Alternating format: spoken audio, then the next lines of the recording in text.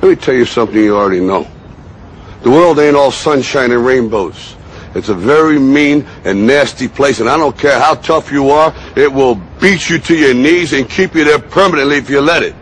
You, me, or nobody is going to hit as hard as life. But it ain't about how hard you hit. It's about how hard you can get hit and keep moving forward. How much you can take and keep moving forward. That's how winning is done. Now, if you know what you're worth, now go out and get what you're worth. But you got to be willing to take the hits and not pointing fingers saying you ain't where you want to be because of him or her or anybody. Cowards do that, and that ain't you. You're better than that. There's E's, and E's stand for employees. An employee, he says, you can always tell who they are by their core values. And what the employee, whether the president or the janitor of the company, will always say the same words. The words are, I'm looking for a safe, secure job with benefits. That's what makes them an employee, because their core values are security. The other one of the four is the S, or the small business owner or the self-employed. And again, their core values will cause them to use the same words, which are, if you want it done right, do it by yourself. S means they're also solo. They're generally one-person act, or they operate by themselves. On the right side of the quadrant are the B's. And what Rich Dad said the B stood for was big business, or like Bill Gates. Forbes defines big business as 500 employees or more. And their words are different. They say, I'm looking for a good system, a good network, and the smartest people I know to help run my business. So they're unlike the S. They don't want to run the company by themselves. They want smart people to run their companies for them. And then the fourth of the quadrant is the I, and I stands for investor. These are people who have money work hard for them. These people are people who have people work hard for them. And these are the people that work hard for the rich here. So early on in my life, it was my poor dad who always said to me, you know, Robert, go to school and so get a high-paying job. And so my poor dad's core value was to be an employee. He wanted job security, promotions, a steady paycheck, and all this.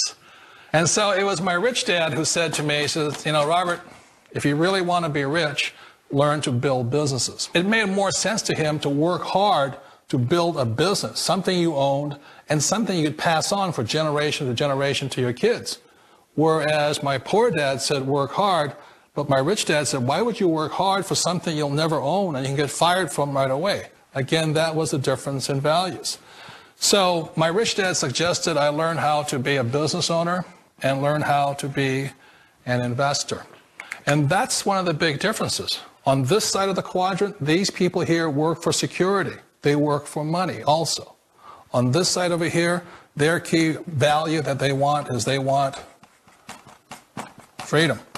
They don't want to have to work at a job anymore. They don't want to have to work for the rest of their lives. So the beauty of building a business and learning how to invest is very simply that this is passive income. You work hard for a few years, but possibly for the rest of your life, income keeps flowing to you.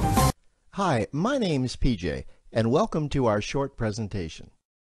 Have you ever wondered how the rich keep getting richer while broke people stay broke and the middle class seems to be shrinking? Well, this isn't nearly as mysterious as it may appear when you examine the specific differences in how broke people, the middle class, and the rich spend their money. Now, this is such a simple concept, yet so profound, it nearly knocked me out of my chair when I finally understood it. I'm going to show you exactly how the rich spend their money, and you can evaluate for yourself why they keep getting richer and the broke keep getting broker, and why the middle class remains so stressed out. Now, to get started, I'd like to review some financial terms we'll be using during this presentation. The terms that you need to be familiar with are cash flow, which means money you bring in, expenses, which means money you spend, assets. Now, this is the most confusing one. You're probably familiar with the traditional definition of an asset, which is something you own or have equity in. However, back in the 1990s, Robert Kiyosaki introduced us to a new definition of an asset in his groundbreaking Rich Dad, Poor Dad series of books. Robert taught us that an asset is something that pays you, and that's the definition we'll be using here. Liabilities is the last term, and it's defined as things that cost you money. As an example, a house is typically viewed as an asset, but can it actually be a liability? Yes, with our revised definition, anything that costs you money is a liability, not an asset. If you have a mortgage, your house is an asset to your banker because it pays him or her every month. But could a house also be considered an asset to you? Yes, in the right circumstances it could, when it pays you money. Let's say you buy a house and you rent it out, and it paid you a positive cash flow every month after all expenses. That would then be considered an asset. Now, one more time with the terms, just to be very clear before we continue. Cash flow is money you make. Expenses, that's money you spend. An asset pays you, and a liability costs you. Now let's take a look at how broke people spend their money. Now, when I say broke people, I'm not referring to the destitute. I'm speaking about that large portion of our society that lives from paycheck to paycheck and who never seem to have any money. In fact, most times there's more month left at the end of their money, and I'm sure many of you can relate to that group. On payday, broke people buy what I'm going to call stuff. Well, what's stuff? Well, that's inexpensive things that people buy that they don't really need to survive. You go into someone's house and you can't find any counter or tabletop space in the whole house because of all the stuff on it. Their house and their cars are full and cluttered with stuff. Well, where do they get all this stuff? They buy it at the flea market, at the garage sale, at the dollar store, at the craft show. So cash flow comes in and then it goes straight out the expense column to buy stuff. You see, broke people never really educate themselves on assets and liabilities. They justify buying all of this stuff by claiming that it costs so little. But over the years, it's all they ever have. The problem is their cash flow never produced or created more cash flow. Now, please understand, I'm not undermining or taking any shots at this or any group. I just see a lot of financial difficulty out there, and it really doesn't need to be that way. Creating wealth isn't a mystery, it's a formula. The only reason someone doesn't create wealth is because they either don't know the formula or they don't apply the formula. Now let's take a look at the middle class. The middle class is the group that society mistakenly thinks are rich. They're not. Yes, they typically earn a six-figure income, and many of them appear rich, but it's what they buy with their money that keeps them prisoners of the middle class. What they typically buy are liabilities. Remember the definition of a liability? Things that cost you. By buying liabilities, the money gets pushed up and out their expense column. Liabilities are items like cars, boats, houses, airplanes, credit card debt. Now let's see just how this happens. The middle class gets a nice paycheck, let's say $10,000 for the month. They then split that down the middle and they pay their monthly expenses with half, and with the other half, they make a down payment on a new car.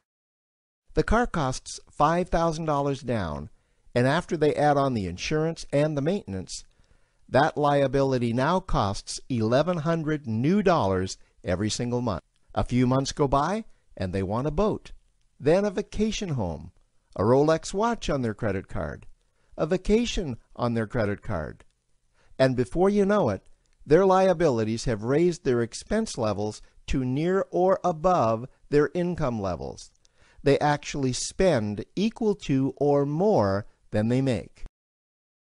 Meaning that they have to go to work and make a certain amount of money every single month just to cover their liabilities. The other important issue with both broke people and the middle class is that normally all of their cash flow is dependent on their own effort, meaning that they've educated themselves to exchange their knowledge and expertise for someone's money.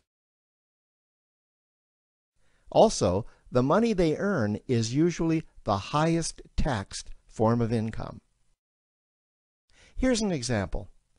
An attorney is knowledgeable about law, so people pay him or her in exchange for that knowledge on an hourly basis.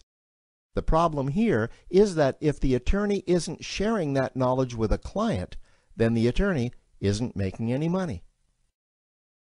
This causes lots of stress and anxiety in their lives, and if you ever ask them to take an afternoon off to play golf with you, well, they very rarely can because of how much money it'll cost them to take that time off. On the surface, life's pretty good. The reality is that it's a roller coaster ride. That's the middle class. Now, I know this group very well because for a great deal of my adult life, that was me. Now let's take a look at how the rich people spend their money. Rich people acquire assets. Again, an asset is something that pays you. If you want to become rich, buy assets that earn you more money. The money cycle looks like this. Acquire assets that produce cash flow, invest the profits to acquire more assets that produce more cash flow, invest those profits to acquire more assets that produce more cash flow. The rich spend their money and acquire things that produce more money. Here are a few examples of assets that produce more money. Investments are the obvious ones: stocks, bonds, real estate. Education is another asset. If you learn how to do something that produces more money for you and you actually do it, that's buying an asset. There's a great quote that goes, "If you think education is expensive, you should see how expensive stupidity is." Another example of assets you can acquire that pay you are cash-generating opportunities, especially those opportunities that can create a passive cash flow. Passive meaning that once you build it up, the money continues to flow whether you're still building it or not. Here's a small example. Let's suppose you bought a pinball machine and you put it in a barber shop, and you don't spend any of the profits. You save them until you can buy another pinball machine and put it in another barber shop. This, by the way, was Warren Buffett's first business. If you don't know who Warren Buffett is, he's one of the top 2 richest men in America. The rich are extremely eager to find those passive cash-generating opportunities because those opportunities continue to pay them month after month, year after year, long after they've stopped working the opportunity. You know, I see this happen again and again with successful entrepreneurs. They find a passive cash flow stream that they build up, and it continues to pay them month after month, year after year. They then take those profits and multiply them in another passive cash-generating opportunity, and then again in another. In conclusion, here's what I've learned over the years. You can't find these passive cash-generating opportunities unless you're open to hearing about them.